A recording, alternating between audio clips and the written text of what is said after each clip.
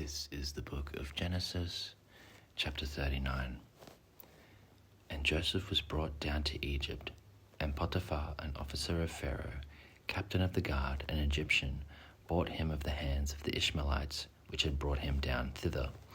And the Lord was with Joseph, and he was a prosperous man, and he was in the house of his master, the Egyptian.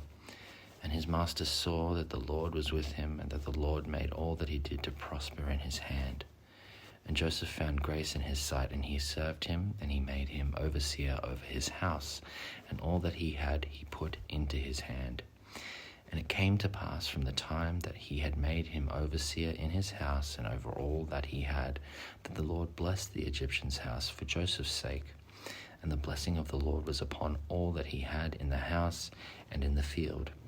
And he left all that he had in Joseph's hand, and he knew not aught he had save the bread which he did eat. And Joseph was a goodly person and well favoured.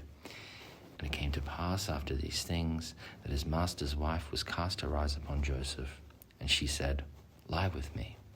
But he refused, and said unto his master's wife, Behold, my master wotteth not what is with me in the house, and he hath committed all that he hath to my hand. There is none greater in his house than I, neither hath he kept back anything from me but thee, because thou art his wife. How then can I do this great wickedness and sin against God? And it came to pass, as she spoke to Joseph day by day, that he hearkened not unto her to lie by her or to be with her. And it came to pass about this time that Joseph went into the house to do his business, and there was none of the men of the house there within. And she caught him by his garment, saying, Lie with me. And he left his garment in her hand, and fled, and got him out.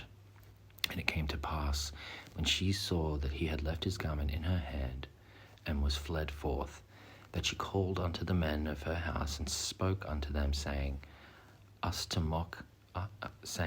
See, he hath brought in a Hebrew unto us to mock us. He came in unto me to lie with me, and I cried with a loud voice. And it came to pass, when he heard, that I lifted up my voice, and cried, that he left his garment with me, and he fled and got him out. And she laid up his garment by her until his lord came home. And she spoke unto him according to these words, saying, The Hebrew servant which thou hast brought unto us came in unto me to mock me. And it came to pass, as I lifted up my voice and cried, that he left his garment with me and fled out.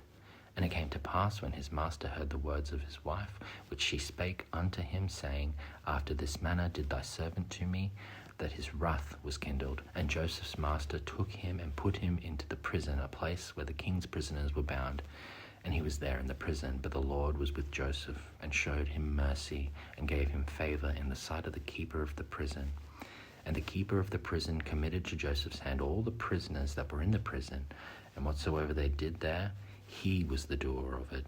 The keeper of the prison looked not to anything that was under his hand, because the Lord was with him, and that which he did, the Lord made it to prosper.